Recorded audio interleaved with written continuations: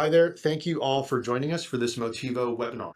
We've got a really fascinating topic for you today. We're going to dive into it with the team. It's called Invisibility in Robotics. It sounds very sci-fi. I didn't know what it meant before I started talking to these guys, but they've assured me it's not going to contribute to the downfall of humanity. So if you want to hear more, stick around. We're going to get into it. My name is Christian Amel. I'm a product director here at Motivo, and we help companies big and small bring their innovations and new product ideas to life. And we've got some unique experience in this domain at this intersection of robotics and artificial intelligence and human interaction. So let's go ahead and meet some of the folks that are working on this day in and day out. Hi, my name is Suraj. I'm a mechatronics engineer at Motivo.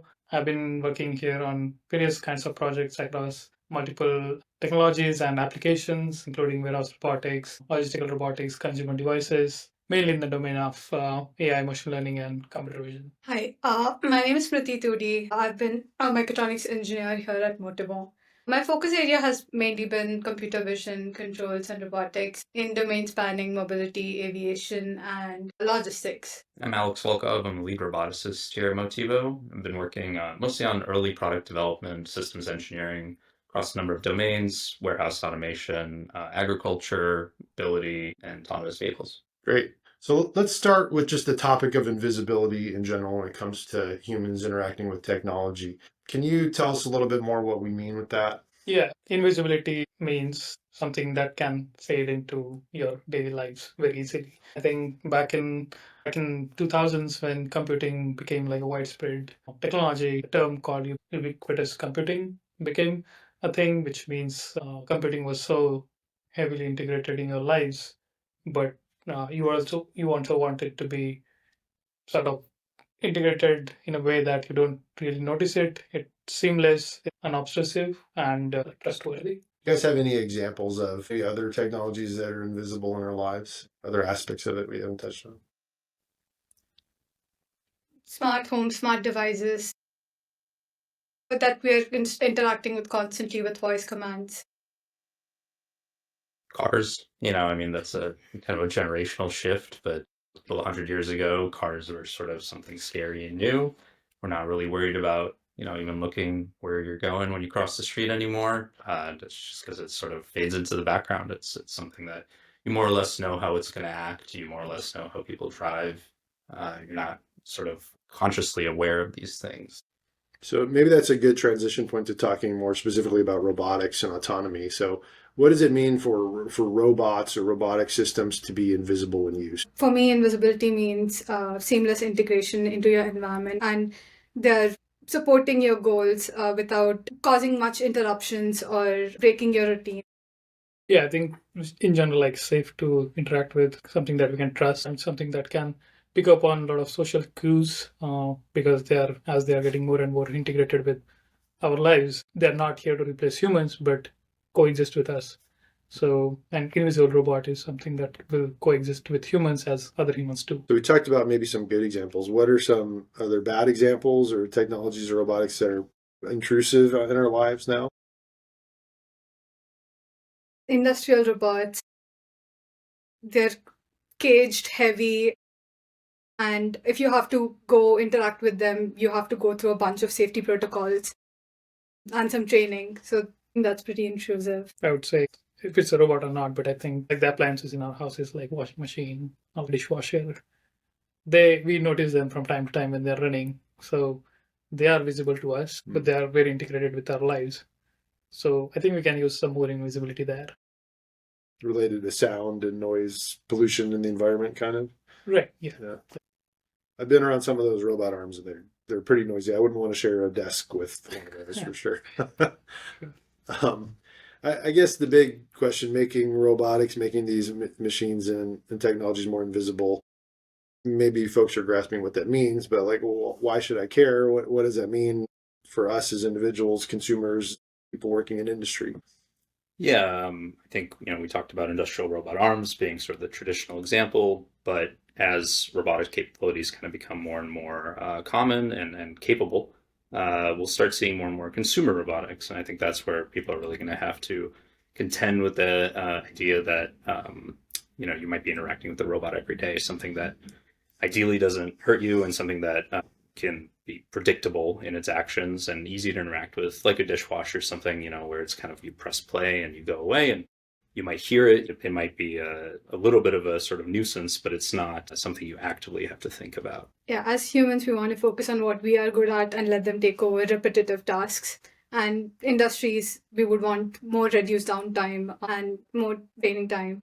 So we're not just talking about humanoid robotics, right? We're talking about all kinds of robotic systems. Yeah. Cool. I guess it seems like this topic is getting a lot more hits, is kind of in the discussion a lot more frequently lately. What's going on technology-wise that is making this easier to do in the past? What are some of the challenges? I think this idea has been around for 75 plus years. Robots we interact with very seamlessly, but we're obviously not there yet. So what's made it hard? How come we don't have C3PO in our houses helping us with things? And what's different now? Well, I think balancing transparency with trust is a challenge. Like, you want robots to be very transparent with their actions. You want humans to understand what they're doing all the time, but simultaneously making them invisible to humans is a bit of a challenge. I think with growing invisibility, we want systems that are also trustworthy, but also they can seamlessly fade away into the environment. This is a bit of a challenge. Yeah, I think they're currently extremely sensitive to things that break the flow, right? Like, we are doing something and sudden motion, they can become unstable pretty quick if they see something unexpected. That's one of the biggest challenges that I see. And things that are helping us to get closer is probably edge computing for faster local compute, and scene understanding. We are trying to have better models that actually understand the scene and try to adapt to the situations. So that's really helpful, but you can't open up a tech blog nowadays without hearing about AI, about Gen AI, about Chat GPT. How are all those technologies intersecting with robotics? Yeah, I think maybe most naively, there's just the natural language aspect of it. So these new architectures, these transformer-based models, large language models, they enabled a pretty big step change in the ability of machines to naturally understand humans and also generate a text-to-speech, so actually respond in a sort of natural way to humans. And creating that natural language interface is, I think, a big part of invisibility. It's just enables someone to deal with machines in the same way they would talk to another person, where the machine understands to a certain extent the intent behind the words being said. Yeah, think about machines that used to be pre-programmed to do a specific set of tasks, whereas now we are going into making them learn across multiple different domains, or showing them what different tasks are being done and let them understand how or what that means in terms of context. I think that's where foundation modeling, Gen AI comes in. And in robotics, we don't have a lot of data, which is the biggest challenge, I think, where the robot's actually doing tasks. Yeah, I mean, that's one of the challenges from going from what is working pretty well, which is large language models, but we want to go to large action models where we just don't give text prompts and we get text responses, but we get actions from the robots. To bridge that gap, we will need, as Smrithi mentioned, a lot of real data, not just simulation data, because we have seen that a lot of simulations, when they are trained on a robot and when it works in the real world, they're having a lot of failures. But bridging that gap is also a challenge, and I think foundational models is a way to do that. A foundational model is something that can work on a variety of tasks within a domain, not just specific to a single. So we will have multimodal foundational models for vision, language, speech, controls. And with that, I think a lot of this Gen AI and foundational model stuff will sort of bring the invisibilities more achievable in near term. Yeah, in ChatGPT, I think we basically give it an input and then it gives you a response to it. But in case of robotics, it also has to act on that. So I think that we are getting there. There's interesting studies which basically say that when you're training a robot on generic tasks, showing multiple robots together, they're actually working better than they are when you're trying to do some specific programmed tasks with the robot. So that's pretty interesting, and robotics is growing very rapidly in that field. The challenge with these things is interpretability. It's these systems are sort of black box systems. One of the challenges, even just with the text to text sort of ChatGPT models, is it's very hard to understand exactly what they'll do or which weird corner cases they'll fail in. And especially when you get to machines actually operating in the real world based on these black boxes, again, going back to the idea of sort of regulatory or just safety in general, it's a little challenging to put guarantees on a black box being able to, stay safe when operating around other humans. Like in a factory setting, suppose there is an assembly operation going on and the human is working with a cobot. If they're working in the same workspace, having the constant feedback from human to the robot via intent detection from the gaze of the human, what human is going to do next, robot should be able to sort of preempt that and stay out of the workspace as much as it can. Also, like human should have enough cues from the robot to understand what its next action is going to be. So being predictable and just having a good sort of sensor setup so that it can understand not just visual cues but also motion and sort of like general understanding of the human's intentions. Yeah, like warehouse automation robots can be a good example, right? Like they, at least these days, they're able to see what's going on in front of you and reroute around it and go back and self-charge and then come back and work. Yeah, I think natural language sort of processing and interfacing is a big part of that. We kind of expect our devices to be able to understand us in the same way that we would interact with another human. We already see this with the smart home devices that you mentioned, like an Alexa or something, or Siri. But as that gets transferred and becomes even more of a natural sort of thing, we can really start to sort of deal with these machines in the similar way you would deal with a coworker. There's nothing more annoying than someone standing right in front of the drawer you need to get into, right? So it's teaching robots to help do that or not do that. I guess we talked a little bit about some of the hurdles that are being overcome, but what's left remaining? What are kind of the continuing hard problems in invisibility? I think energy efficiency is a big thing. Like it takes a lot of compute power and even motion. It takes a lot of energy, and batteries have to be recharged from time to time.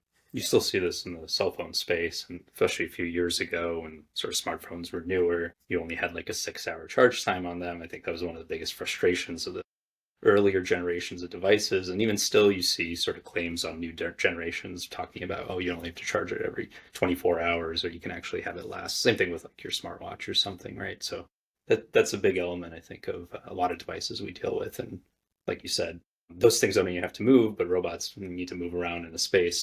Using even more energy would be really annoying if you're working with them and every half hour or something they have to pause and go and recharge.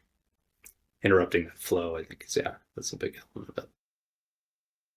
And yeah, just going off of that, I think with like general understanding, we also need the autonomy stack to work well, because that is the core technology that everything is functioning around. And with that comes like better sensor fusion with like vision, text, natural language, voice commands. Yeah, in general, I think there are some advances recently in the fields of like soft robotics, materials that will definitely help. Getting like smaller actuators which are also silent will just help robot become more and more invisible. Yeah, when you're talking about networks of robots working together, I think latency is a very big challenge because time is crucial, right? Think about medical robotics where you're actually operating on on a patient, or humans interacting with people. You'd want the robots to react immediately when something happens.